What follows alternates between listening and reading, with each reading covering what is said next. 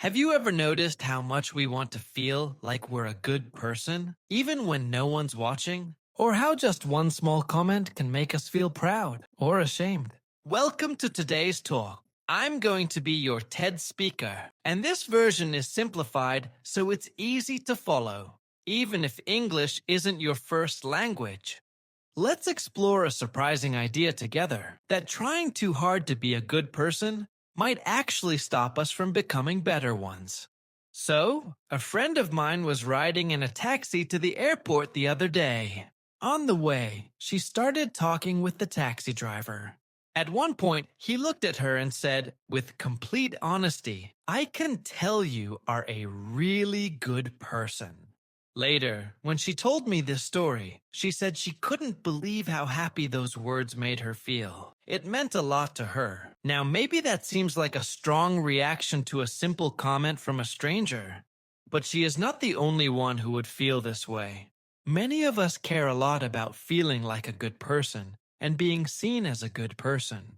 Of course, everyone has their own idea of what a good person is. My idea, your idea, and the taxi driver's idea might all be different. But no matter what our definition is, this idea of being a moral person is important to most of us.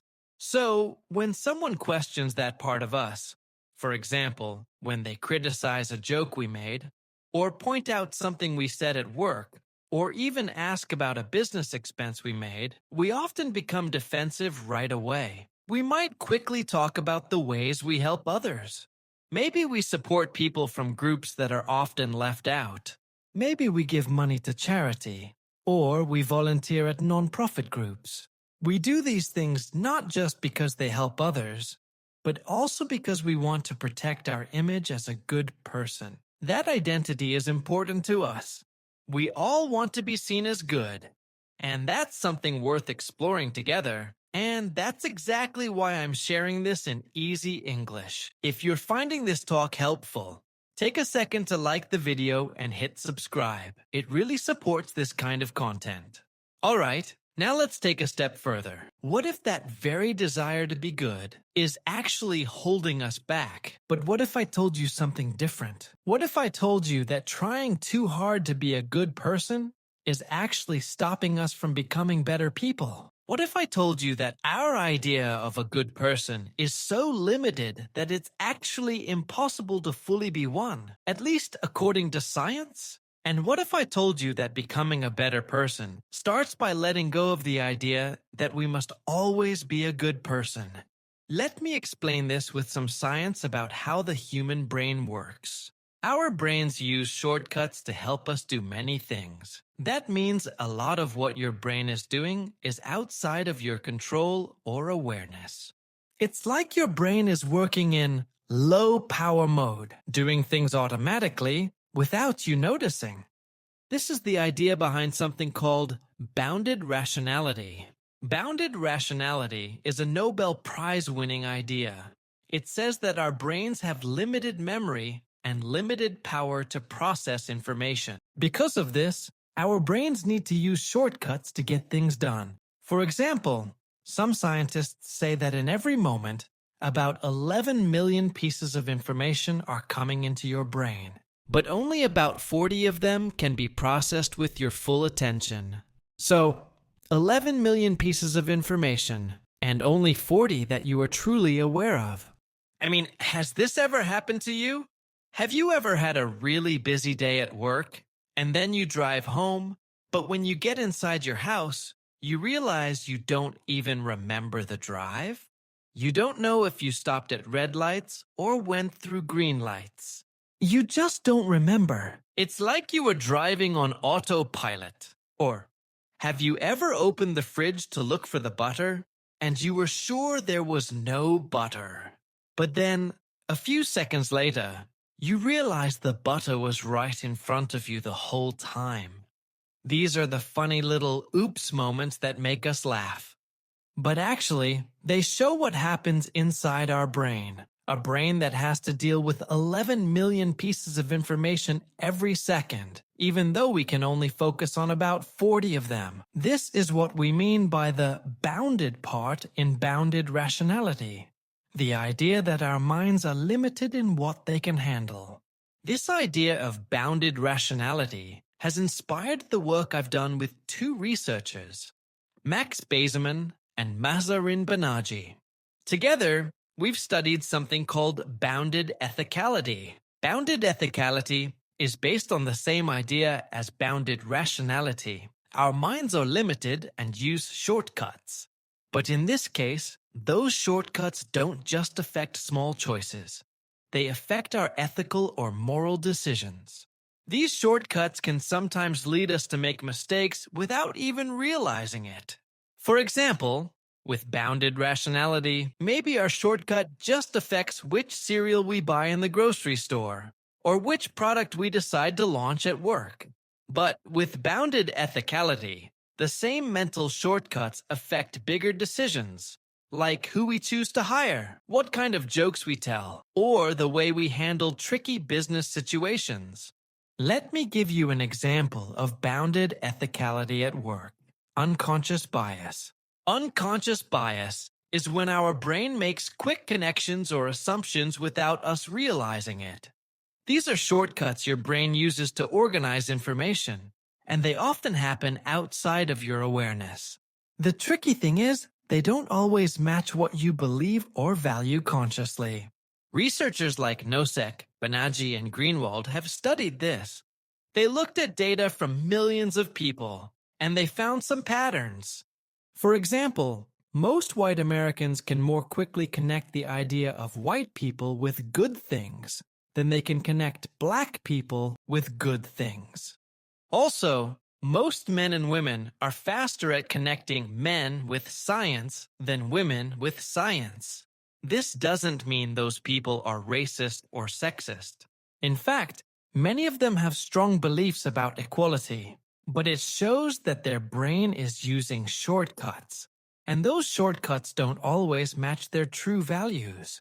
Here's another example of bounded ethicality. Conflicts of interest. Let's say someone gives you a small gift, maybe just a pen or pays for your dinner. You might think it doesn't affect your judgment, but research shows that it can. Even if you try hard to stay fair and professional, your brain may start to line up evidence that supports the person who gave you the gift without you knowing it. You want to think you're being objective, but your brain is quietly being influenced.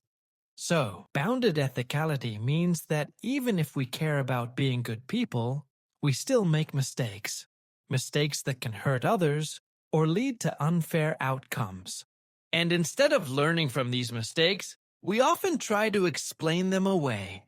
We tell ourselves stories that protect our good person identity. Let me give you a personal example. One time, I got an email from a female student in my class. She told me that a reading I had assigned, a reading I had used for many years, was actually sexist. Or another time, I confused two students in my class. They were of the same race but looked completely different. I mixed them up more than once, and I did it in front of everyone. It was embarrassing. These kinds of mistakes can make us feel really uncomfortable. They make me feel defensive. When this happens, we start to fight hard to protect our image of ourselves as good people. But in the most recent work I've done on bounded ethicality, with Mary Kern, we've found something else. We've learned that how close we are to that red zone of defensiveness affects how likely we are to make mistakes. Most of the time, nobody is challenging our identity as good people. So, we're not thinking very much about the ethical side of our decisions. We're just moving along. But over time, this can cause us to behave less and less ethically, without even noticing. On the other hand, when someone does challenge our identity, or when we reflect and challenge ourselves, then we start to really think about the moral side of our choices. In those moments, we often begin to act more ethically. Or, At least we start to do things that make us feel like good people. But feeling like a good person is not always the same as being a good person. The idea of bounded ethicality helps us see something important. We often overestimate how much our inner values are guiding our decisions. We also overestimate how much we're acting out of pure self-interest.